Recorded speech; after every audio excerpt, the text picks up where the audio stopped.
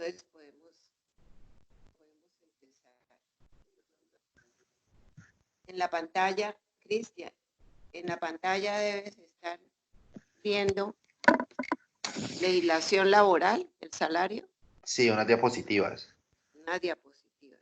Bueno, entonces vamos a empezar mientras se conecta Leonardo. Bueno, tenemos ahí la correspondiente al salario.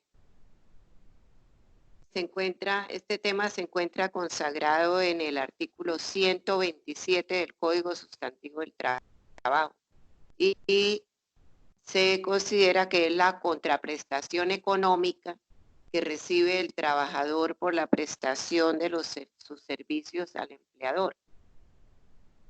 Constituye salario no solo la remuneración ordinaria, fija o variable, sino todo lo que recibe el trabajador en dinero o en especie, como contraprestación directa del servicio, sea cualquiera la forma que adopte, por ejemplo, primas, sobresueldos, bonificaciones habituales,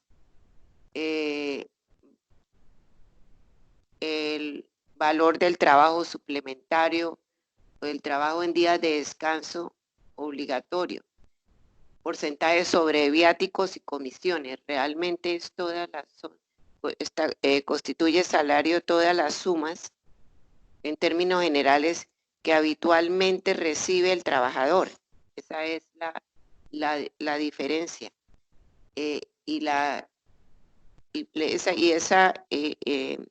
Esa prestación considera o constituye la contraprestación económica del trabajo que realiza el trabajador, valga la redundancia. Entonces, es toda contraprestación directa del servicio, sea la forma que adopte, como lo decíamos. Bueno, entonces vamos a mirar la tercera. Ahora vamos a detenernos en los pagos que no constituyen salario. No constituyen salario aquellos pagos que por mera liberalidad recibe el trabajador del empleador. Por ejemplo, primas, gratificaciones y bonificaciones ocasionales, participación de utilidades, excedentes de empresas de economía solidaria. Y lo que recibe en dinero o en especie, no para su beneficio ni para enriquecer su patrimonio, sino para desempeñar a cabalidad sus funciones. Por ejemplo, los gastos de representación, los medios de transporte, y todos los elementos de trabajo o cualquier otro semejante. Entonces, ¿cuál es la diferencia entre los pagos que constituyen salario y los que no constituyen salario? Pues que los primeros, como ya lo miramos en la primera diapositiva, en la segunda realmente, corresponden a aquellos pagos que se reciben ordinariamente que se entregan ordinariamente al trabajador como contraprestación por los servicios que le presta al empleador. Y en cambio, los pagos que no constituyen salarios son aquellos que por mera liberalidad recibe el trabajador del empleador. Y esos son aquellos pagos ocasionales. Estos pagos ocasionales, obviamente que pues los recibe el trabajador por mera liberalidad, pero no inciden en la liquidación de las prestaciones sociales.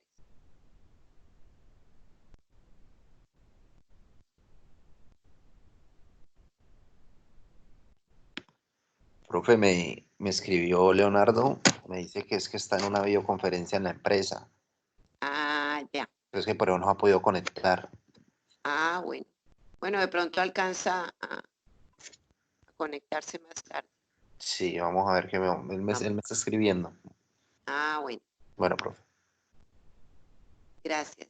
Entonces, la jornada laboral ordinaria es de 8 horas, o sea, 48 horas semanales.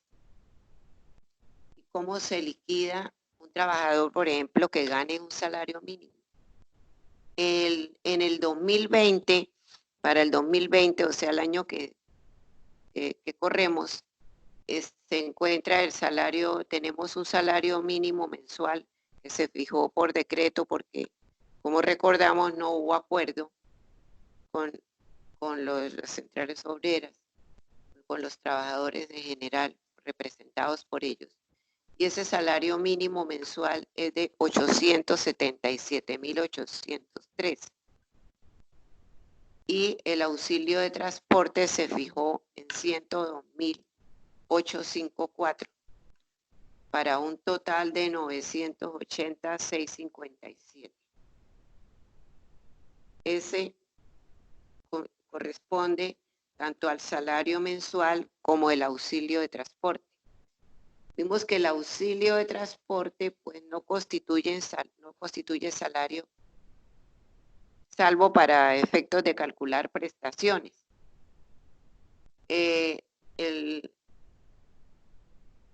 A este salario tiene derecho pues toda persona,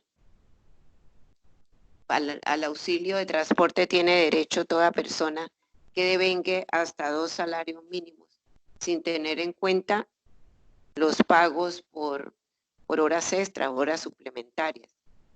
Es decir, que es simplemente el esfuerzo horario normal y sin incluir horas extras para poder determinar quiénes corresponden o quiénes tienen derecho al auxilio de transporte. Entonces debemos quedar claros en que al auxilio de transporte solo tienen derecho aquellos trabajadores que devenguen hasta 2 salarios mínimos. Esto decíamos que entonces en el 2020 una persona devenga un total de 980.657 pesos.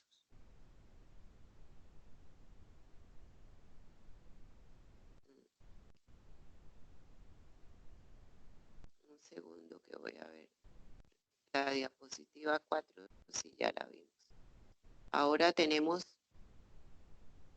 cuáles son los recargos extradiurnos y nocturnos y extranocturnos. El recargo nocturno procede solo si hace parte de la jornada laboral ordinaria, pues si corresponde a trabajo extra en horas nocturnas no se considera. El recargo en sí en lo que se considera como recargo nocturno, porque si ya corresponde o hace parte de una jornada laboral extraordinaria, pues ya se determina o se liquida en una forma diferente. Entonces, aquí en esta diapositiva observamos cuál es el salario mínimo diario. Y ese salario mínimo diario se encuentra determinado en 29.260 pesos, que multiplicado por 30 pues nos da el salario mensual que corresponde al trabajador, como decíamos, como contraprestación a su trabajo, al trabajo que él desempeña. El transporte diario se determina o se calcula en 3.428, el cual se encuentra determinado por el auxilio de transporte como mensual, que como vimos en la diapositiva pasada, pues corresponde a parte del salario cuando el trabajador no devenga más de 2 salarios mensuales. Es decir, que las personas que devenguen más de 2 salarios mensuales no tienen derecho al auxilio de transporte.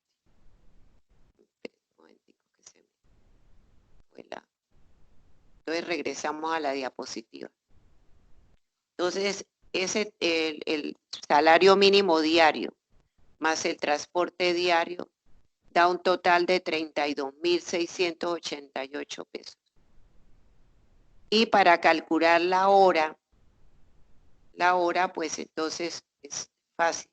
Solamente se divide pues el salario mínimo más el auxilio de transporte entre las 8 horas que constituyen la jornada laboral ordinaria. Hay casos en que el trabajador trabaja o labora horas extras durante el día. Y esa hora extra durante el día se calcula en 4.572, pero a esa hora extra hay que aumentarle el 25% adicional, lo cual corresponde a 4.572 más un 25%. Así se calcula una hora extra diurna. La hora extra nocturna va desde las 9 de la noche. Es decir, se considera que se labora en horas extras diurnas y se calcula así hasta las 9 de la noche. Pero cuando el trabajador labora sobre las 9 de la noche, entonces tiene derecho a que se le calcule una hora extra nocturna. Hay que tener en cuenta para estos efectos que esas horas extras deben ser autorizadas por el empleador, porque si no se encuentran autorizadas, no tiene derecho el trabajador a calcularlas o a devengarlas. Esa hora extra nocturna se calcula en 6.401, es el salario nocturno por ser nocturno más un 75%. Y la hora extra diurna en los dominicales y festivos asciende a 7.315 pesos más el 75% por festivos y dominicales más el 25% por recargo diurno. Esas son pues la forma de calcular tanto el salario mínimo como el auxilio de transporte, como las horas diurnas, las horas extradiurnas, la hora nocturna y la hora extra nocturna y también las horas extradiurnas dominicales y festivos.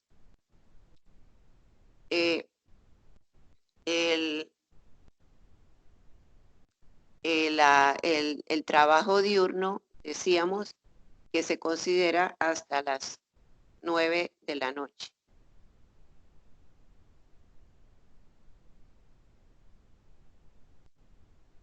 Ahora vamos por vía de ejemplo a liquidar un trabajador nocturno. O sea, en este ejemplo que aparece en la diapositiva tenemos que llamemos a este señor Juan Pérez. Tiene un salario de 2.400.000. Cristian, hasta el anterior ¿lo entendiste? Sí, profe, está claro. Bueno, entonces decíamos que en este ejemplo el salario es de 2.400.000. Entonces tenemos una hora ordinaria de 10.000 pesos. ¿Por qué? Porque son 2.400 entre 240 da 10.000 pesos. O sea, por las 8 horas, esto es 8 horas diarias por 30 días, 240. Entonces, por eso lo dividimos por las 240.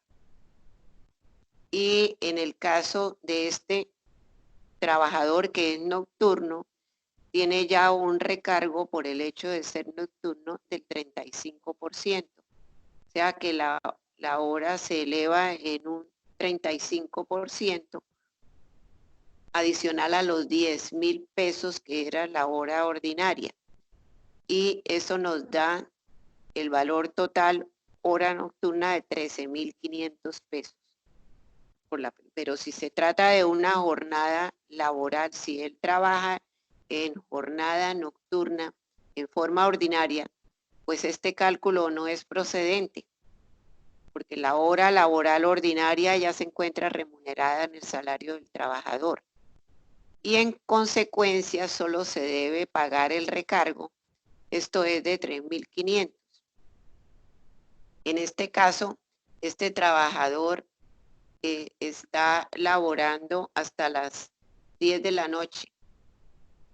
Entonces, solamente se le considera hasta las 9 como su jornada ordinaria si empieza a laborar desde las 2, porque 2 de la tarde, si empieza a laborar a las 2 de la tarde y termina a las 10 de la noche, allí ya tenemos que hasta las 9 de la noche era su jornada diurna ordinaria. Pero como todavía no ha completado las 8 horas, entonces, y trabaja de 9 a 10 de la noche, esa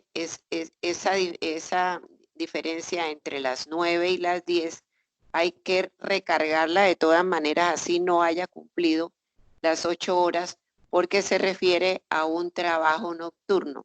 Y como es trabajo nocturno, se remunera con un 35% adicional por el solo hecho de ser nocturno. Entonces, teníamos que serían 3.500 pesos más. O sea, los 13.500 que aparecen allá en la diapositiva en la parte de arriba. Pero así labora, además de la jornada ordinaria nocturna, y sobre las 10 de la noche, que ya está remunerado con los 13.500, se le debe pagar la hora ordinaria por valor de 10.000 pesos más el 75% del recargo. Bueno, hasta ahí vamos bien. Sí, profe. Bueno.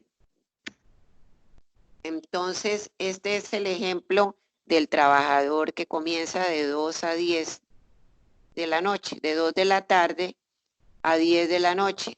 Entonces repetimos, o repito, se le liquidan 8 horas ordinarias hasta las 9 de la noche y de las extraordinarias hay una hasta las 10 de la noche.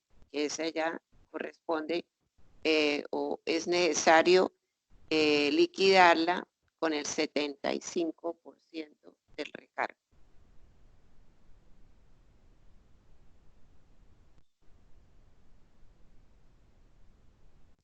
Ahora vamos a detenernos en la liquidación de los aportes a la seguridad social. Y tenemos que por salud le corresponde a un trabajador de salario mínimo, porque decíamos al comienzo de las clases que hoy día se prefiere la terminología de empleador en cuanto al empleador en lugar de patrono, y el trabajador, pues obviamente el que elabora a órdenes del empleador y que recibe en razón de su labor una remuneración. Entonces ya hablamos y creo que nos quedó claro sobre la forma de liquidar un trabajador de salario mínimo. Entonces, la salud decíamos que se liquida con 109.125 mensual. De esos 109.125 mensual, en el caso de los trabajadores vinculados con contrato de trabajo, el empleador aporta el 8.5% y el trabajador aporta o se le descuenta el 4%. Entonces, en su nómina mensual ya se le va a descontar aportar el 4% para cubrir la salud de ese trabajador. Las pensiones para el pago de la pensión, que puede hacerse en Colpensiones o en el fondo de pensiones, lo cual debe escoger el trabajador, porque puede estar inscrito o afiliado a un fondo de pensiones de carácter privado, como Porvenir o cualquiera de ellos. Entonces, el fondo del ahorro también. Entonces, esos fondos, fondos de pensiones privados o particulares, pues tienen un régimen diferente al régimen de Colpensiones, y que es el único régimen que corresponde al gobierno, que es oficial. Los demás son fondos de pensiones de carácter privado. En Colpensiones administra el régimen de prima media, en cuanto, al contrario de los fondos de pensiones, que mantienen o administran los fondos particulares, fondos de ahorro individual.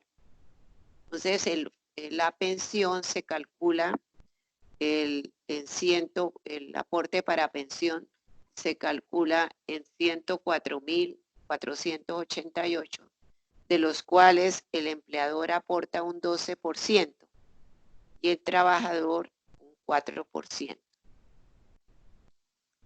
El trabajador, como decíamos, el que se encuentra vinculado a través de un contrato de trabajo, que ya eso debió quedar claro en todas las clases anteriores, ¿verdad, Cris? Sí, claro, sí, señora.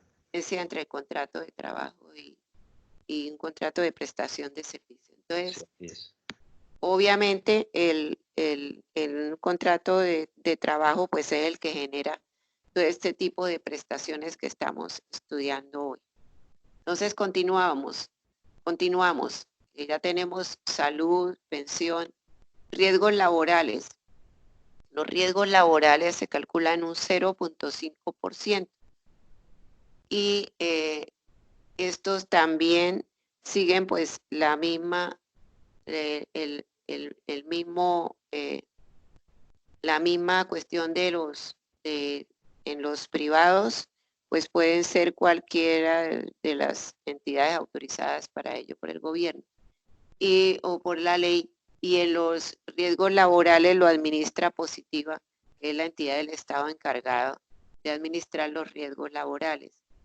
Eso corresponde al 0.5 y se encuentran a cargo del empleador totalmente. Aquí no se le descuenta nada al trabajador por riesgos laborales. Todo está a cargo del empleador. También existe un aporte a las cajas de compensación del 4%, totalmente a cargo del empleador.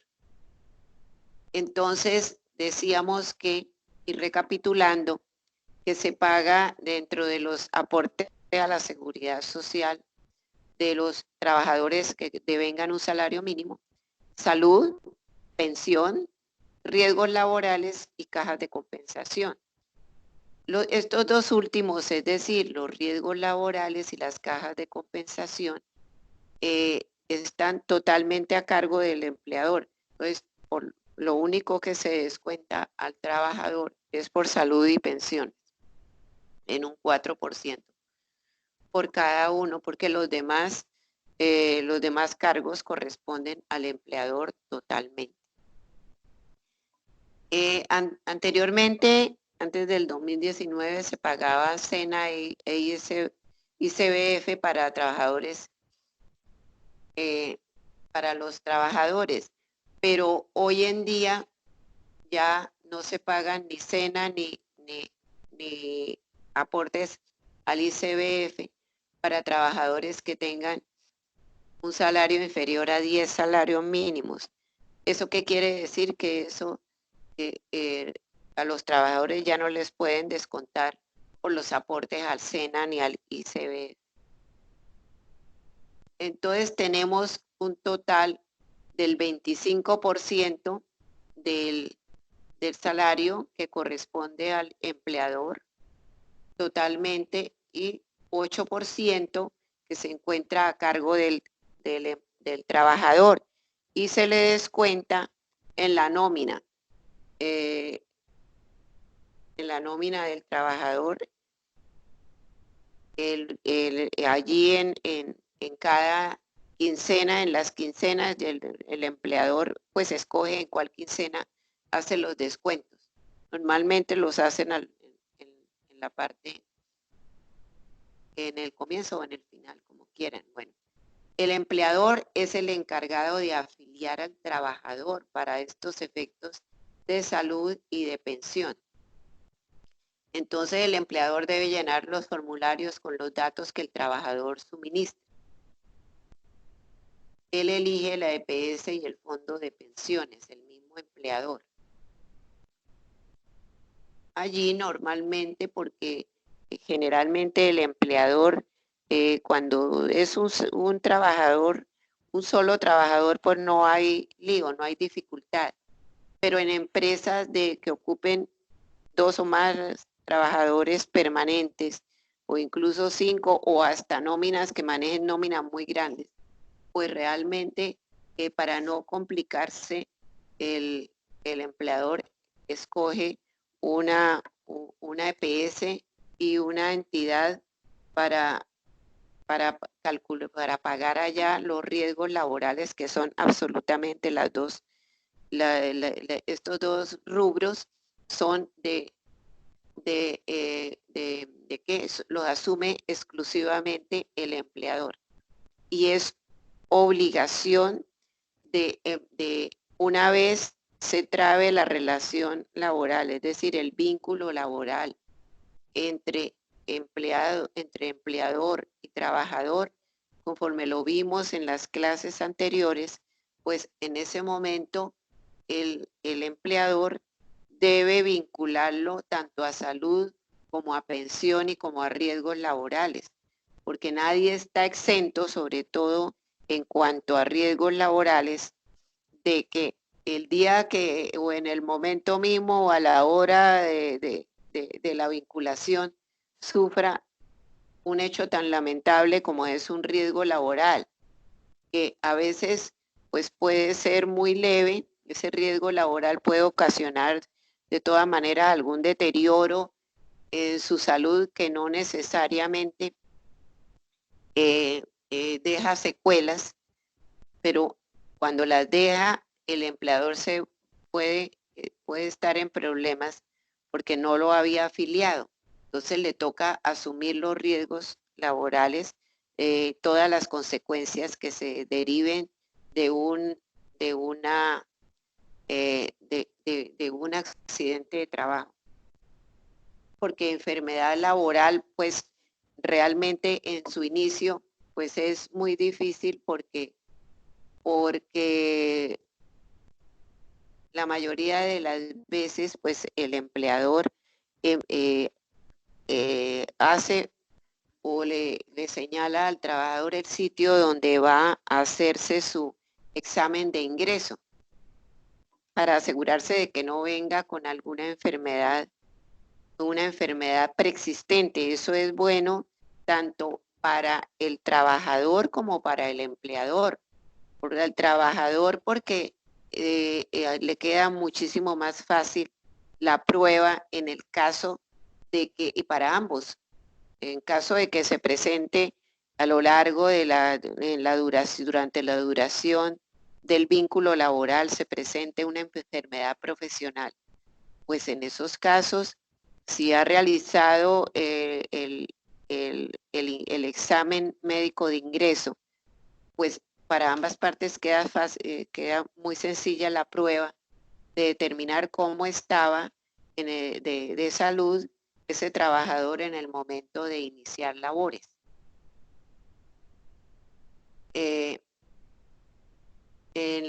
Decíamos que las cajas de compensación todas también están a cargo del empleador. Es importantísimo la labor que prestan esas cajas de compensación a los trabajadores, porque aparte de los auxilios y de los descuentos a que pueden tener derecho o los trabajadores con la afiliación a una caja de compensación, también tienen esas cajas de compensación convenios con entidades no solamente como en cuestiones médicas, sino también en cuanto a compras, en cuanto a seguros, en cuanto a vacaciones, en cuanto a ayudas para los padres y madres solteros que tienen hijos y por lo tanto pues son padres y madres solteras. Entonces, por lo tanto, las cajas de compensación pues diseñan o tienen diseñadas algunas ayudas para, para paliar un poco el, que todos los gastos que pueden incurrir esos trabajadores con ocasión de los niños que se encuentren estudiando básicamente. El Fondo de Solidaridad pues no opera para los casos de equivale al 1% del ingreso y no opera para los casos de estos trabajadores de salario mínimo. Ahora vamos a detenernos en las prestaciones sociales. Las prestaciones sociales pues son aquellas sumas diferentes a la nómina mensual, es decir, al salario que recibe el trabajador y que se encuentra y que son sumas que se reciben o retribuciones que se reciben ya sea en dinero o ya sea en especie, porque puede suceder también que una parte la reciba en especie. Esas prestaciones sociales son sumas que dentro de a medida que se desarrolla el trabajo o la labor de este trabajador que se vinculó a través de un contrato de trabajo, entonces el trabajador tiene derecho a otras, a unas prestaciones. Por ejemplo, pueden ser las primas, las cesantías, los intereses de cesantías y las dotaciones. En el caso de las prestaciones sociales, pues es aconsejable al empleador, ya sea una persona natural o una persona jurídica, que vaya efectuando dentro de su contabilidad, dentro de su contabilidad unas apropiaciones mensuales para efecto de que cuando sea el momento de producir el pago al trabajador, pues entonces ya tenga apropiada es la suma correspondiente. Entonces, dentro de para pagar las cesantías,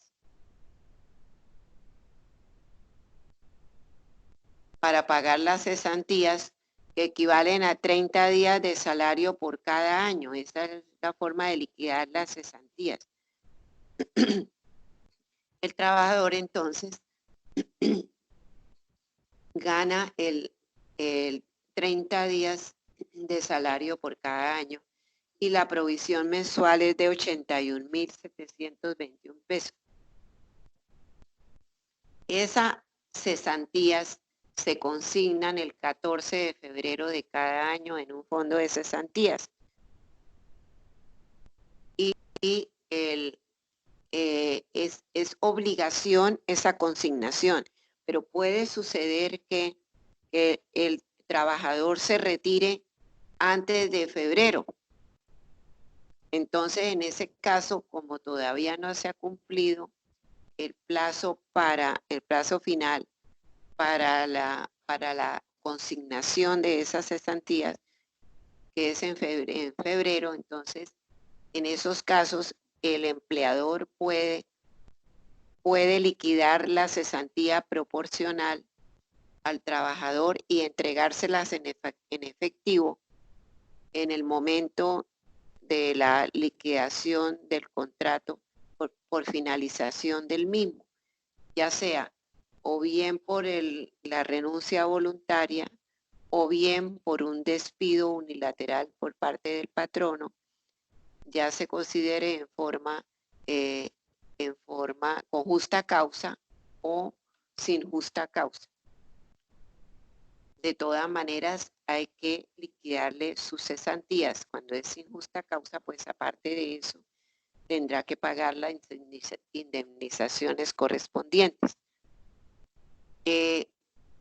Los intereses de cesantía se liquidan antes del 31, o sea, hasta el 31 de enero, y el valor corresponde al 12% sobre el valor a pagar por cesantías, es decir, el 1% mensual.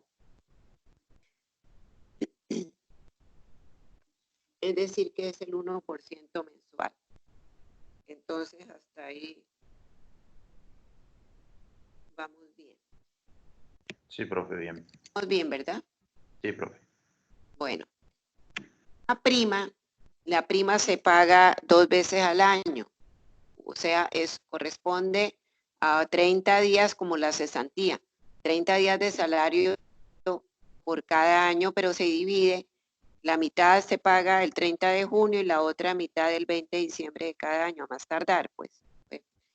Nada obsta para que se pague pues antes del 30 de junio y antes del 20 de diciembre de cada año. Esa prima sí se paga en efectivo al trabajador. Y es el mismo valor que corresponde a las cesantías. Entonces, la diferencia, repito, es que la cesantía se consigna en febrero y la prima se paga en efectivo.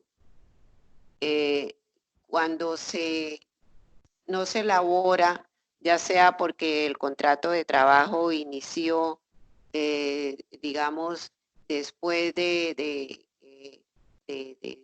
junio, por decir algo, se vinculó el trabajador en julio. Entonces, en diciembre, el 20 de diciembre, se va a calcular la prima correspondiente al segundo semestre, en una forma proporcional al trabajo, al número de días laborados. Es decir, que ya serán sobre 5 meses porque comenzó a trabajar en julio, 30 de julio, entonces allí ya no le corresponde la prima completa, sino proporcional al tiempo trabajado. En los demás casos, pues sí, y así sucesivamente, es una liquidación proporcional al tiempo trabajado dentro del semestre. Eso pues creo que está claro. No incluye en cuanto a la provisión mensual, también tenemos un segundo. No, ya. Entonces, en cuanto a un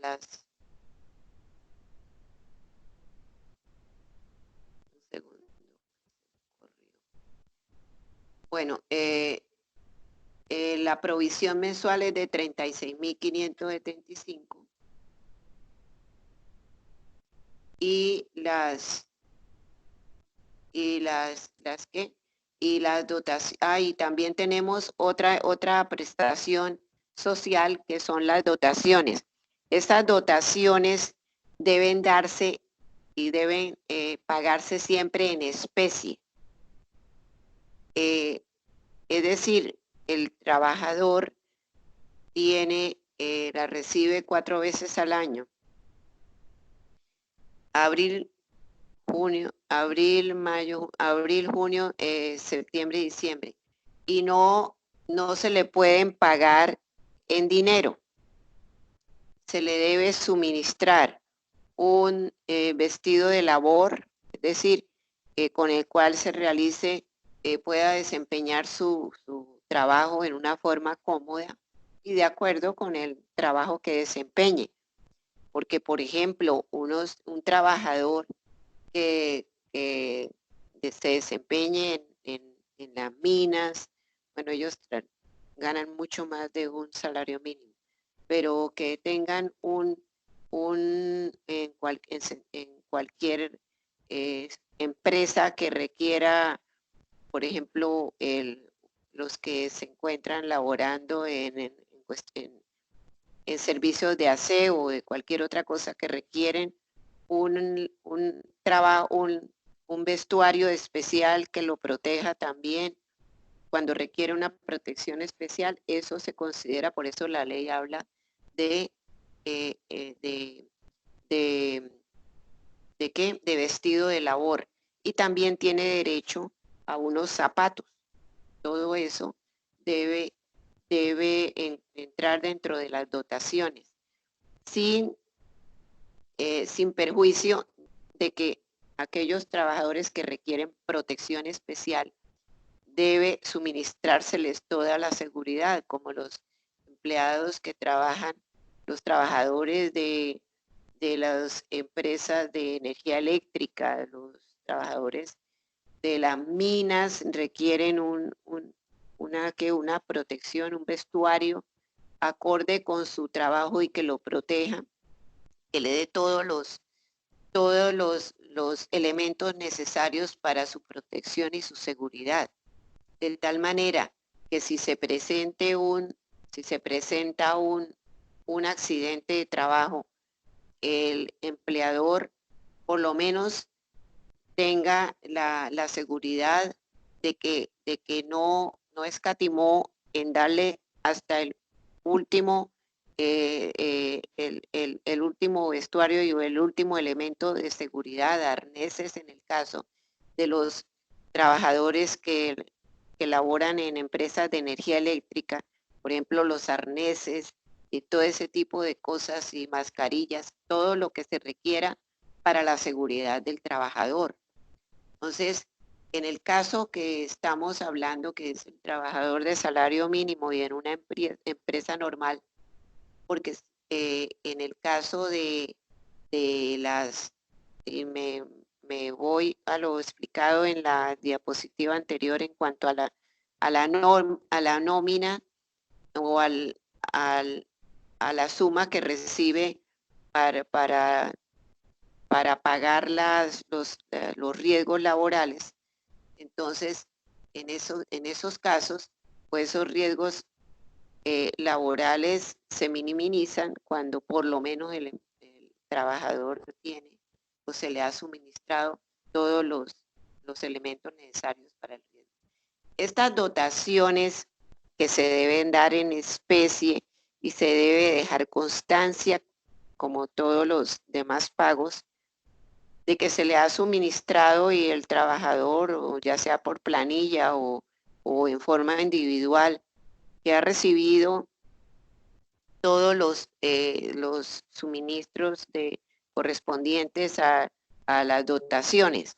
Y esas dotaciones deben determinarse claramente y debe quedar especificado y que se entrega el vestuario o la ropa de labor junto con los zapatos. En el caso de que posteriormente el trabajador se retire, entonces se retire de su trabajo, allí, en ese caso, la ropa, esas dotaciones sí pueden ser objeto de una conciliación. ¿Por qué? Porque no se trata de aquellos derechos que se determinan como ciertos e indiscutibles. Un trabajador no puede conciliar ni cesantías, ni primas, ni la seguridad social. la afiliación a seguridad social. Eso es absolutamente obligatorio y en ningún caso se puede eximir, perdón, al empleador del pago de esos determinados rubros, como cesantías, intereses a las cesantías, las primas y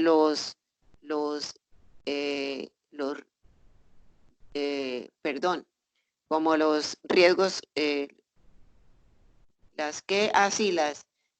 todo lo que son salarios, inclusive en cuanto a las dotaciones, sí, te repito, Cristian, las dotaciones sí se pueden conciliar.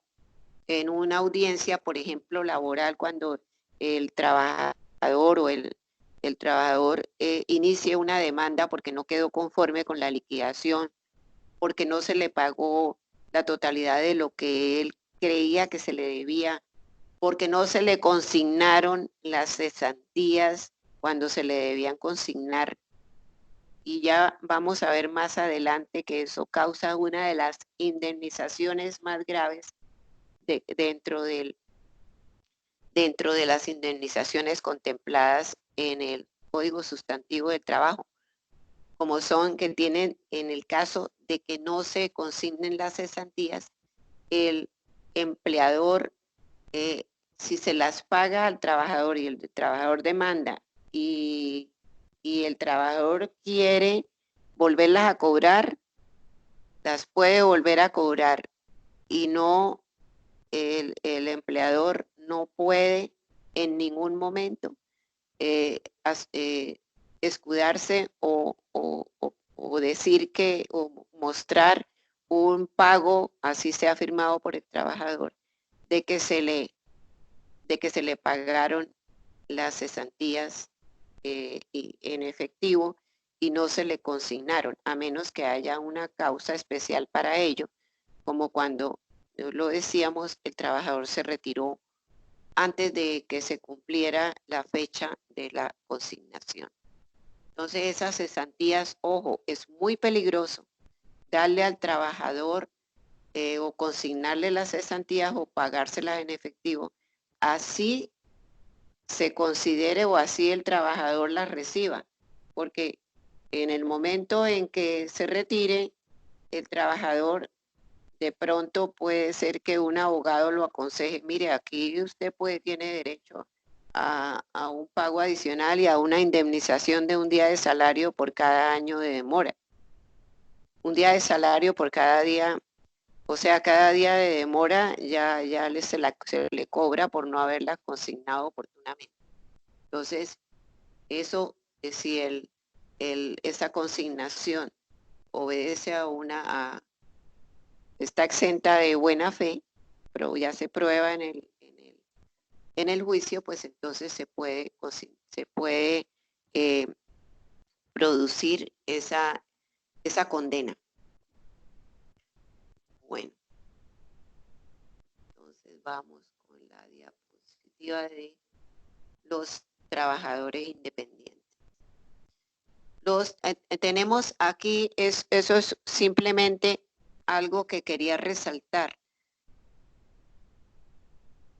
que los trabajadores independientes no están obligados a pagar aportes para fiscales, es decir, todo lo que son los trabajadores independientes para poder pasar sus cuentas de honorarios que se liquiden, que no están vinculados por contrato de trabajo, sino que son trabajadores independientes, es decir, que no se vinculan, que no tienen subordinación con el empleador, que pueden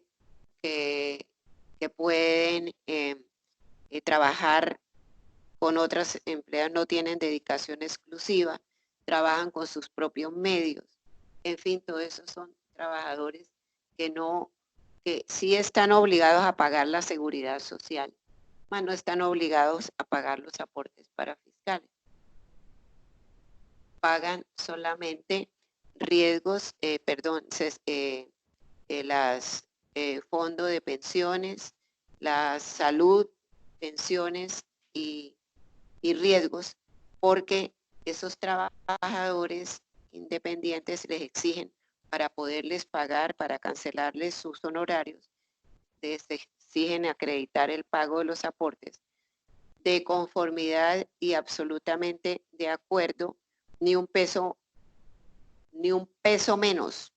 Pueden ser más, pero menos no, de lo que se ha liquidado o de lo que tiene derecho por concepto de honorarios.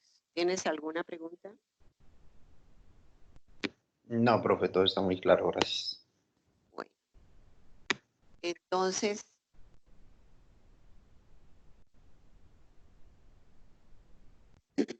si se contrata a un trabajador, mira, regresando al tema de la afiliación a la seguridad social, porque esto es tan importante que debe quedar y debemos recalcar todo este tema de la afiliación a la seguridad social. Porque si un trabajador se contrata y no se le afilia a la seguridad social y se le pagan las prestaciones de ley y el empleador asume los gastos por enfermedad, de todas maneras es necesario afiliarlo, así sea en forma retroactiva. Es decir, supongamos que un trabajador comienza a laborar en una empresa o con un determinado empleador y ese empleador omite la afiliación que, como decíamos, debe ser casi que de forma inmediata a la firma del contrato o al inicio de labores, porque igual un contrato de trabajo no necesariamente debe constar por escrito. Es aconsejable que conste por escrito, pues para efectos de la prueba, por ejemplo, del periodo de prueba, sobre todo para efectos de que ocurra un riesgo o un accidente de trabajo, sobre todo un accidente de trabajo y el periodo de prueba. Pero si no se firma, no quiere decir por ello de que el trabajador vaya a perder los días que elaboró sin que haya firmado el contrato de trabajo. Porque solo que en el caso de que no se le consigne la totalidad o no se le pague la totalidad de los días laborados con anticipación a la firma del contrato de trabajo. De todas maneras, hay formas de probar esos días a través de una solicitud por escrito o de testigos en el caso de que después, al final del contrato de trabajo, se acuda, como decíamos, que se acuda a los tribunales o a los juzgados en busca de protección del trabajador porque considera que no se le pagó la totalidad de lo que se le debía. Entonces decíamos que si se contrata al trabajador y no se afilia a la seguridad social y se le pagan las prestaciones de ley, así se le paguen y se asuman y el empleador asuma los gastos de la enfermedad o del accidente de trabajo, una enfermedad cualquiera que lo incapacite por unos días, unos días que no pueda cobrar la EPS porque no estaba afiliado. De todas maneras, el empleador debe afiliarlo, así sea en forma retroactiva. En este caso, ¿qué sucede? No puede empezar a pagar desde ese momento de la afiliación. Se aconseja pagar, así sea en forma extemporánea, lo que ha dejado de pagar y cancelar los intereses moratorios respectivos. ¿Por qué?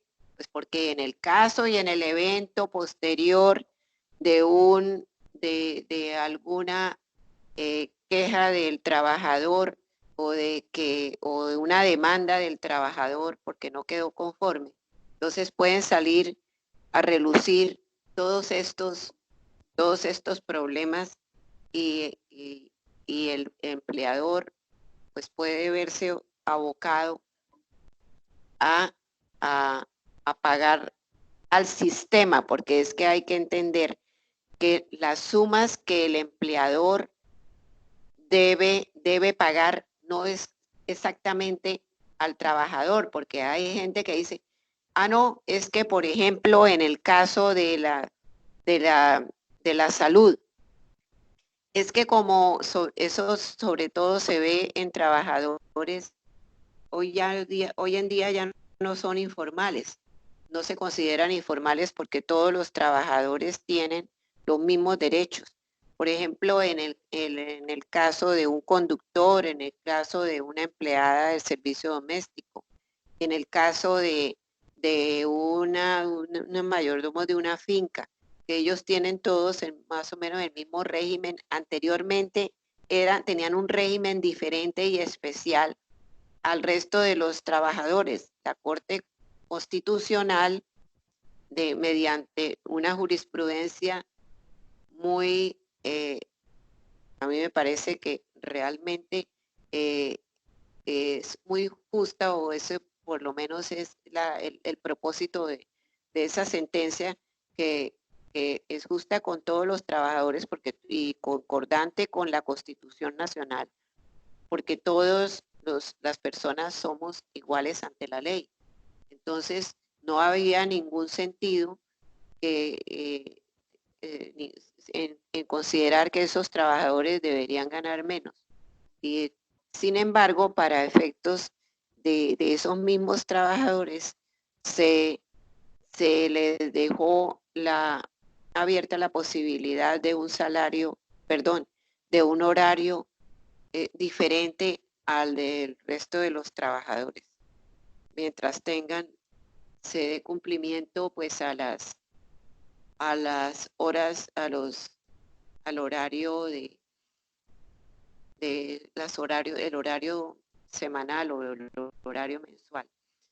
Entonces decíamos que esas sumas no se las puede, por ejemplo, que diga, ah, bueno, entonces muchos trabajadores dicen, ay, como yo tengo Sisbén, o yo soy beneficiario de mi esposa o de mi esposo o de mi compañero o de mi compañera, entonces, ¿por qué no me da esa plata? Y el empleador dice, pues sí, yo se la doy, y le paga en efectivo y le hace firmar. Pues esas sumas puede estarlas perdiendo, porque de todas maneras él lo debe pagar a la seguridad social. Esas sumas son del sistema.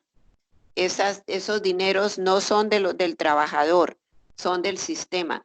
Y en el caso de que haya una demanda, y el trabajador solicita el pago a su favor de esa seguridad social, pues se va a decepcionar diciendo por parte bueno, de parte del empleador, pues va a seguir el mismo ritmo, pero el juez en ese caso dirá, no señores, no es así, porque esas sumas no son del trabajador, y eso lo va a decidir en su sentencia, en la parte resolutiva. Eso no son sumas del trabajador, ni le corresponden a él. Esas son sumas que corresponden al sistema de la seguridad social.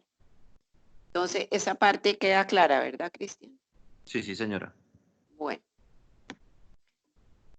También puede ser que la UGPP, o sea, que es la Unión de las Prestaciones Sociales, el sistema tiene una forma de vigilancia, que es a través del sistema de seguridad social, que se conoce por las siglas de UGPP. Lo exige que al empleador debe pagar los valores que pagó por seguridad social, porque en el caso de una revisión a la seguridad social, para lo cual está facultado. Entonces puede acudir a una revisión. Entonces ese empleador debe pagar los valores que dejó de pagar por seguridad social, y de nada le servirá pagar, no puede escudarse o excusarse en el hecho de que él le pagó al trabajador la seguridad social por fuera del sistema. Bueno.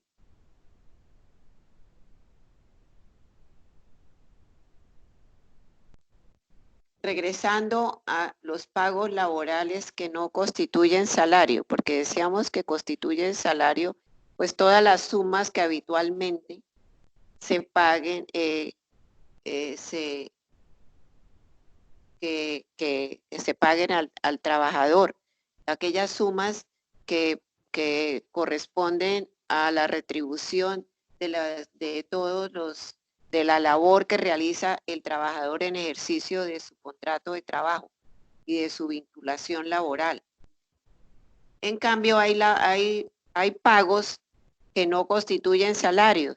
Esto puede ser, están determinados o dentro del contrato, porque se puede pactar perfectamente con el trabajador dentro del contrato. Hoy en día, con la ley 50 del 90, pueden excluirse algunas sumas de común acuerdo entre trabajador y empleador que no constituyan salario y que corresponden generalmente a las sumas que por mera liberalidad o que el empleador va a pagarle por mera liberalidad u ocasionalmente.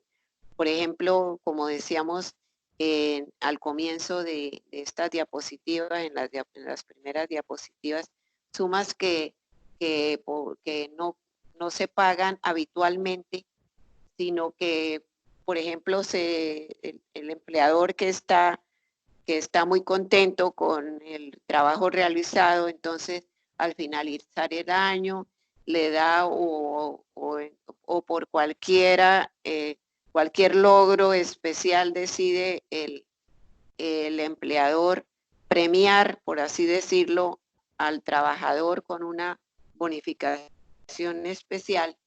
Entonces, en ese caso, esas sumas deben quedar claramente especificadas, y es mejor que queden dentro del contrato de trabajo, especificadas cuáles son esos aportes, esos pagos que no constituyen salario. Pueden ser también sumas que, por ejemplo, que el trabajador reciba para el mejor desempeño de sus funciones, como los gastos de representación, o ahí están incluidos como todas aquellas sumas, digamos, almuerzos o gastos en que incurra el trabajador para desempeñar mejor sus funciones. Por ejemplo, los empleados, los trabajadores bancarios, que para efectos de su labor comercial, pues pueden tener no siempre fijados unos gastos de representación, sino que se acostumbra de pronto que pueda pasar una factura de un restaurante porque se trataba de un cliente premium, como lo dicen, lo llaman ellos, o que les va a manejar unas sumas importantes, en fin, todas esas cuestiones que son de manejo entre el trabajador y el empleador para que puedan desempeñar mejor sus funciones. Entonces, sobre esos asuntos no se deben realizar aportes sobre las sumas que en el contrato de trabajo se hayan pactado como no constitutivas de salario. También puede suceder, y esto como toda empresa que ocupe al menos a 10 trabajadores permanentes, entonces debe tener un reglamento de trabajo en ese reglamento de trabajo deben quedar explícitas, sobre todo para efectos del el curso general de la relación de trabajo. Entonces deben quedar allí consagradas las multas, además del horario de trabajo, pues que está incluido dentro del contrato, pero es mejor dejar claro cuáles son todas esos asuntos que van a regir la relación del empleador y el trabajador, y entre ellos están los pagos que no constituyen salario. Es mejor y queda para efectos de prueba y para claridad de las obligaciones,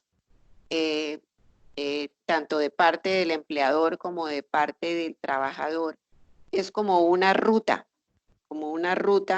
que va a dirigir pues el camino de las relaciones entre trabajadores y empleadores, de tal manera que lo que allí se determine, por ejemplo, en el caso de los retardos, de las suspensiones, de las multas, aparte de todo lo que, obviamente que esos casos pues deben consultar las normas laborales para el efecto y no se pueden desconocer, pero puede suceder a que allí se pacten algunas cuestiones específicas que deben regir la relación laboral particular para esa empresa. Entonces es mejor, y por simplemente para claridad entre las dos partes, pues dejar allí en dentro de ese reglamento plasmado toda la ruta y todas las formas de las multas, cómo son los llamados de atención, cómo se deben manejar todo ese tipo de relaciones.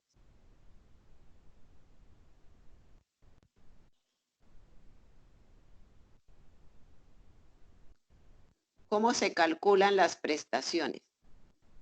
Vamos a pasar al cálculo de las prestaciones. Son las cesantías, se encuentran contempladas en el artículo 249 del Código Sustantivo del Trabajo. Y se habla allí de un salario, el salario mensual que el trabajador devengue por los días trabajados. Esa es la fórmula para liquidar las cesantías. El salario mensual por días trabajados sobre 360. Y eso entonces da el valor que se va a pagar por cesantías.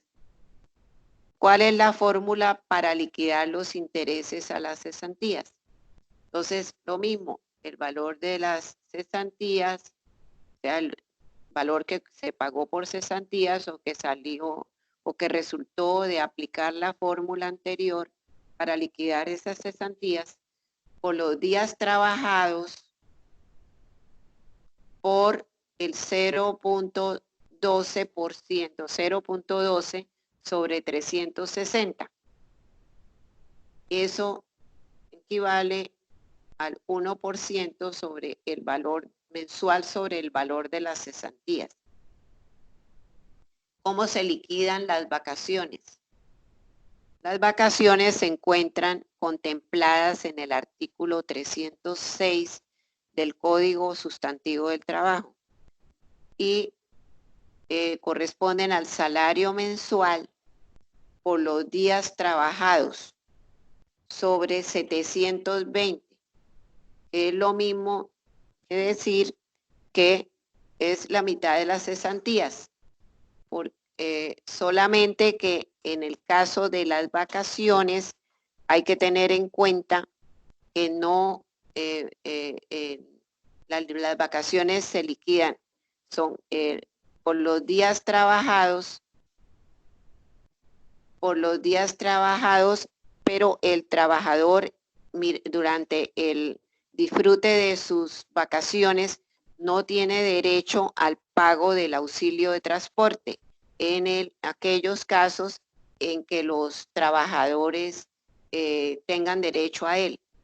¿Por qué? Pues porque se supone que no va a utilizar transporte para desplazarse desde su residencia hasta el lugar de trabajo. Entonces, simplemente el valor de la retribución del servicio sin transporte. Entonces, las liquidaciones corresponden o así están establecidas a unas reglas de 3, que son las que aparecen para calcular las prestaciones en la diapositiva que Cristian tiene ahí frente a sí dentro de su pantalla. Y la prima de servicios corresponde al salario mensual por los días trabajados y sobre 360. Solo que la prima de servicios se paga en dos contados. La mitad se paga antes del 30 de junio todos los años y la otra mitad se paga antes del 20 de diciembre.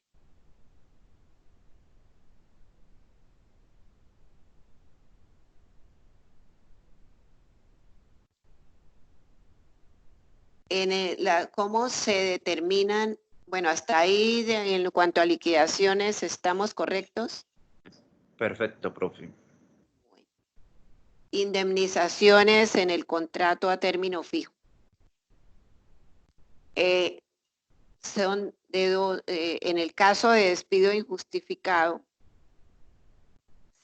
¿cómo se liquida la indemnización para un trabajador que tiene un contrato a término fijo? Porque el trabajador y el empleador pueden suscribir un contrato, ya sea a término indefinido o a término fijo.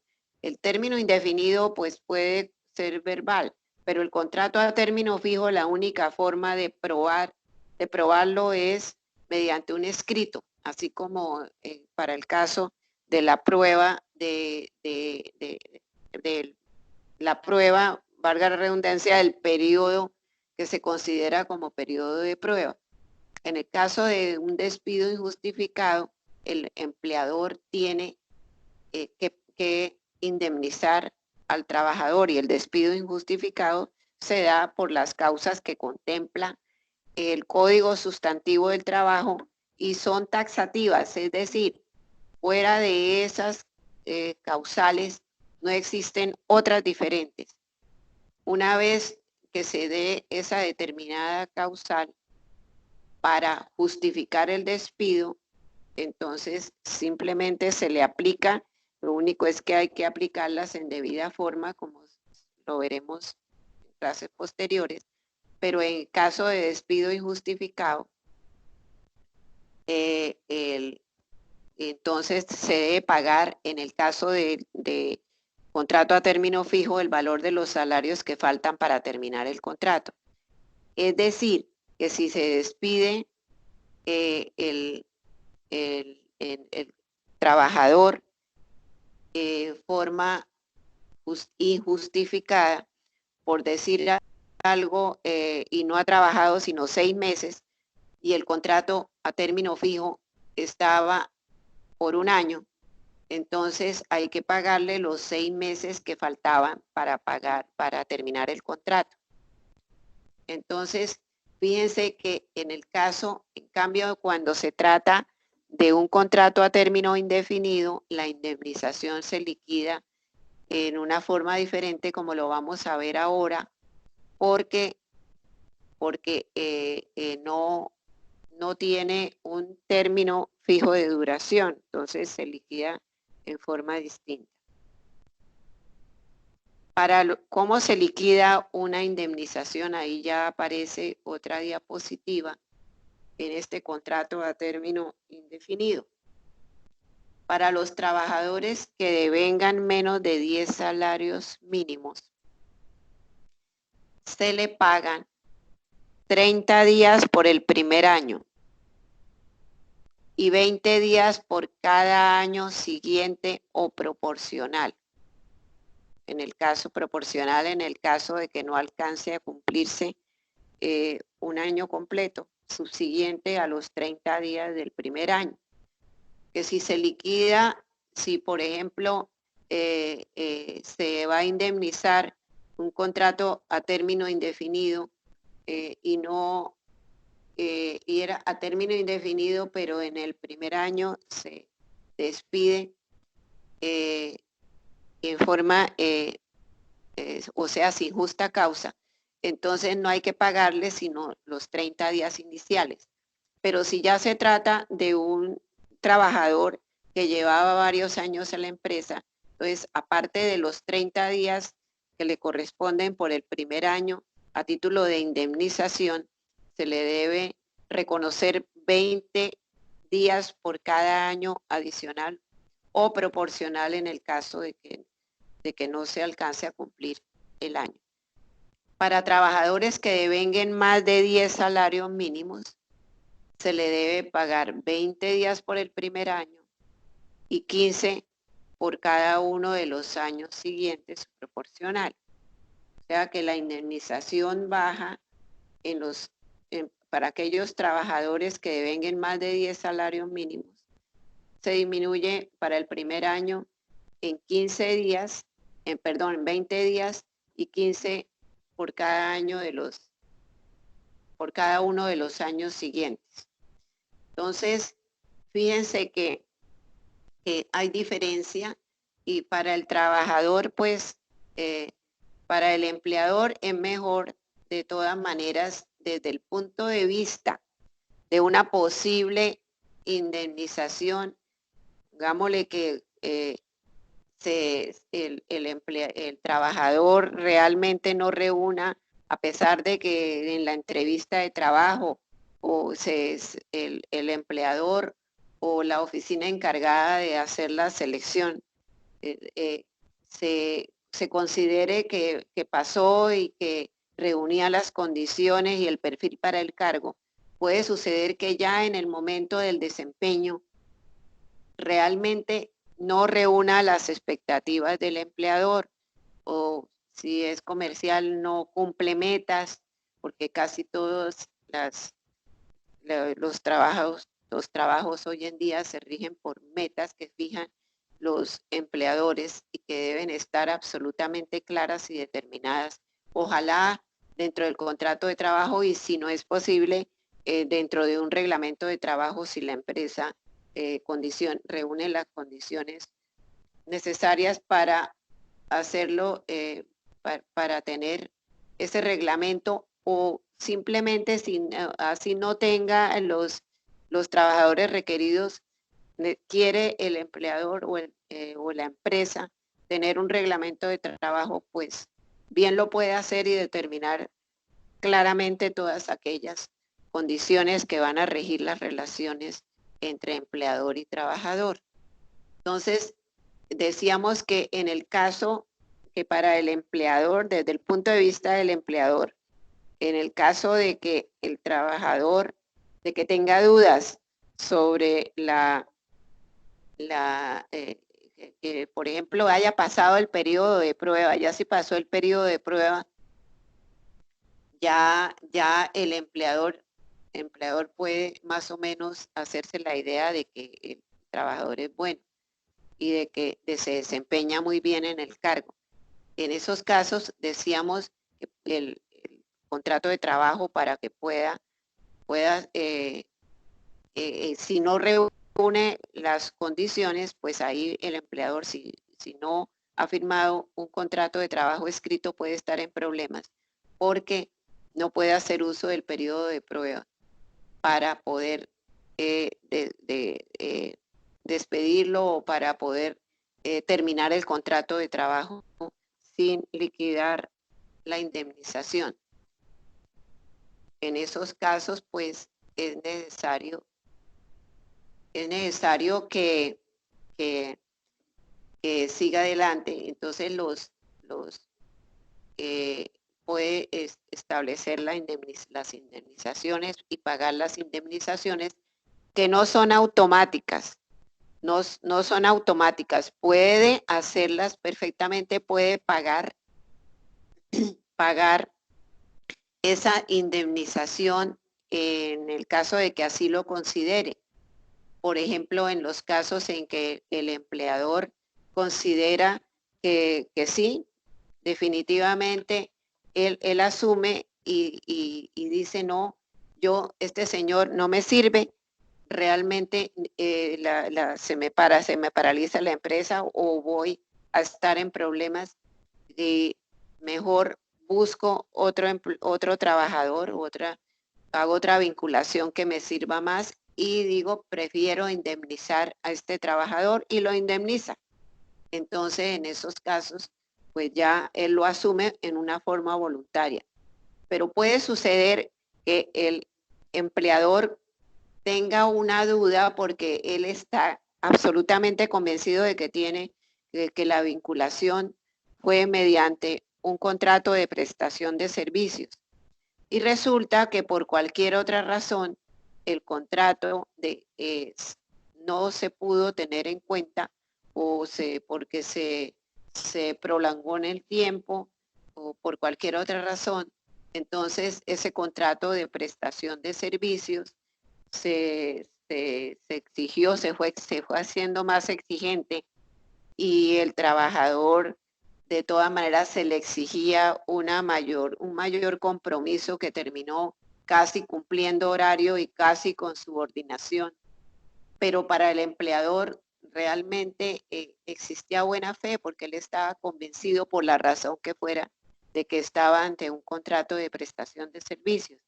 En ese caso, como no es automático, pues él puede decir, no, yo le liquido simplemente le doy lo que es su liquidación normal de cesantías y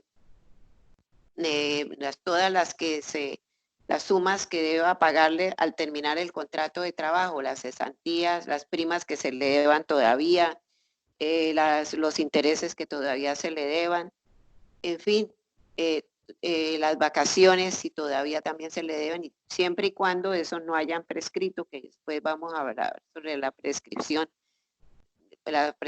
de las obligaciones laborales que se considera y está definida en el Código Sustantivo de Trabajo como toda esa prescripción de las obligaciones laborales se da a los 3 años determinado el contrato de trabajo. Entonces, después de esos determinado el contrato de trabajo, el trabajador tiene para presentar su demanda. Si no lo ha hecho dentro de, es decir, tiene 2 años y un día menos para presentar. El día de la víspera de cumplir los 3 años puede presentar la demanda, lo cual es un riesgo tremendo, porque puede suceder que por cualquier razón falle una notificación o haya algún problema, entonces pierde su dinero. Es mejor si se va a presentar la demanda, hacerlo con la anticipación, una anticipación prudente. Aparte de porque pueden suceder muchísimas cosas dentro de ese tipo de relación. Bueno, en cuanto a los contratos de prestación de servicios, vamos a ocuparnos de ellos. Son aquellos que se suscriben sin vínculo laboral. Quienes se vinculan por este medio cumplen horarios diferentes, no tienen exclusividad con su contratante, realizan trabajos con sus propios medios, inclusive puede ser desde la casa, sin subordinación. Ojo, que este teletrabajo que obliga tanto al empleador, sobre todo al trabajador, a cumplir horarios ya en su casa por cuestiones que los dos conocemos. Estamos atravesando una época muy complicada, entonces todos recluidos en la casa. Entonces, eso no impide que las personas que estén vinculadas por contrato de trabajo, pues se sigan desempeñando y puedan y el empleador debe pagar su nómina completa, a menos que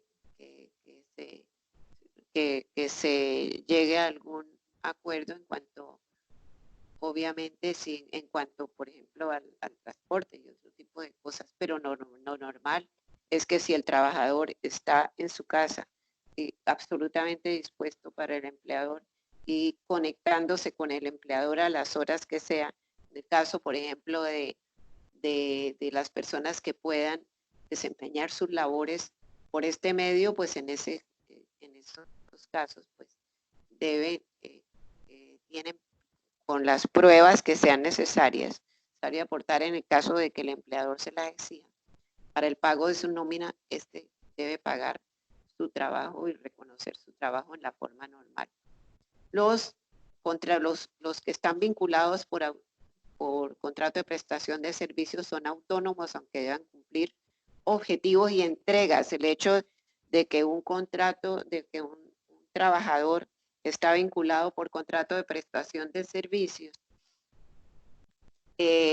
no esté laborando en forma exclusiva con el trabajador ni esté subordinado a él en cuanto a tiempo y en cuanto al lugar de trabajo y en cuanto al uso de los materiales que deben ser propios del trabajador, sin perjuicio de que en cuestiones y en asuntos que así lo requieran, pues entonces se deben usar por ejemplo, que el empleador le suministre computador o alguna cosa para que el trabajador pues pueda desempeñarse mejor. Y es de simple liberalidad del patrono, nadie está obligado, el empleador no está obligado a eso, ni se le puede exigir. Entonces decíamos que eso no exime al que está vinculado por contrato de prestación de servicios de hacer las entregas y de cumplir los objetivos del contrato. El autónomo o el contrato de prestación de servicios paga su seguridad social de sus propios medios sobre el 40% de sus honorarios. Pagan sus aportes a la seguridad social. En el momento del pago, el contratante efectúa la retención en la fuente porque esos trabajadores de prestación de servicios o vinculados por prestación de servicios sí tienen retención en la fuente, la cual será del 10% si no es declarante y del 12% si lo es. Las incapacidades médicas y las licencias de maternidad las asume parcialmente la EPS a la cual está vinculado el trabajador vinculado con contrato de prestación de servicios y parcialmente porque la EPS solo paga un 65%. Del 40% de los honorarios que está porque el trabajador por contrato de prestación de servicios solamente liquida seguridad social sobre el 40% de los honorarios. Las incapacidades médicas y las asume y las licencias de maternidad las asume el trabajador. Está regulado por la ley laboral y en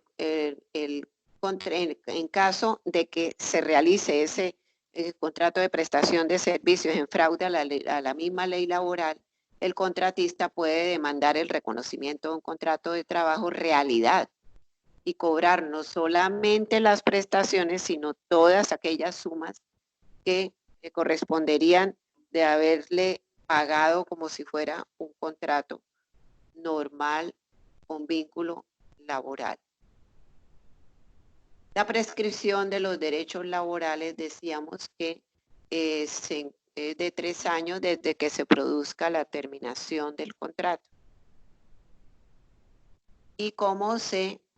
Y ahora ya, no sé si hasta ahí tengas alguna duda, Cristian. No, profe, muy claro. Sí. De todo, sí.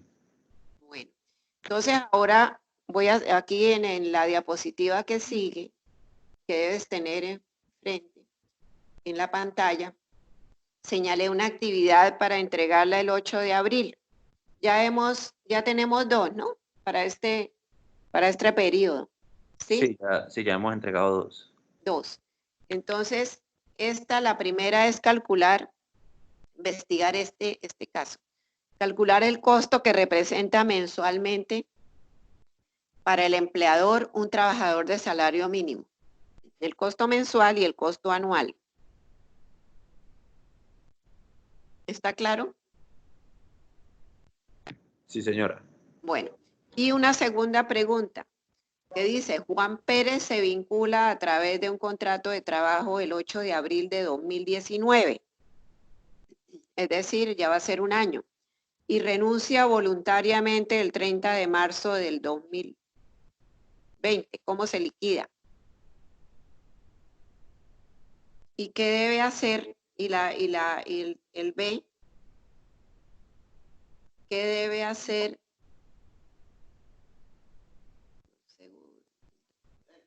¿Cuál es el B que lo tienes ahí en la pantalla? Dice, ¿qué debe hacer usted si el trabajador no recibe el pago de las prestaciones? Ah, ya. Esto se refiere al caso de que puede suceder que el trabajador no esté de acuerdo con la liquidación que se le realiza al finalizar el contrato de trabajo. Entonces, cuando se le entrega el cheque o se le entrega la plata en efectivo o se le consigna en su cuenta y se le pide que se le entrega la liquidación para que la firme, entonces el trabajador dice, no firmo esa liquidación porque no estoy de acuerdo. Entonces, ya ese es ahí ya estamos frente a un problema que se viene y que puede considerarse casi inminente, ¿no? Y es Sí, que se vaya esto a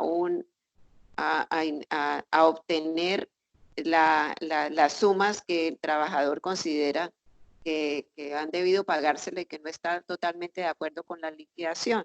Entonces puede está próximo, o por lo menos parece ser, iniciar una demanda laboral, porque a veces él puede ir al Ministerio del Trabajo y citar al empleador, pero de todas maneras no es obligatorio que vaya a la oficina de trabajo como paso previo a iniciar una demanda laboral, porque la demanda laboral no requiere del paso previo por el Ministerio del Trabajo, porque no es requisito de procedibilidad para iniciar la demanda. Entonces, ¿qué debe hacer en ese caso el trabajador, el empleador, cuando el trabajador no firma o dice que no recibe el pago? Entonces, lo aconsejable es consignar en el Banco Agrario y a favor de cualquier juzgado laboral la suma que el empleador crea deber y debidamente fundamentada para que el caso en que llegue la demanda, en que el trabajador inicie la demanda y se notifique al empleador. Y además de lo anterior, se aconseja que el empleador le avise, le mande una carta al correo o a la dirección que aparece en la hoja de vida, diciéndole que se le ha consignado una suma en el Banco Agrario y a favor del juzgado tal, una suma equivalente a tanto, y se acompaña la liquidación. Sin embargo, esa es la actividad que se les está para el 8 de abril y que entonces me la pueden mandar por el correo electrónico como hemos venido haciendo. Listo, profe. Bueno, para la próxima pues es Semana Santa, Jueves Santo, ¿no? ¿Sí? Sí. Sí. Entonces, pues obviamente no hay clase. Entonces nos volvemos a reunir el jueves, pues dentro de 15 días, si Dios quiere. Bueno, profe. Bueno, feliz día. Igualmente, muchas gracias. Bueno. Que estés bien. Hasta luego.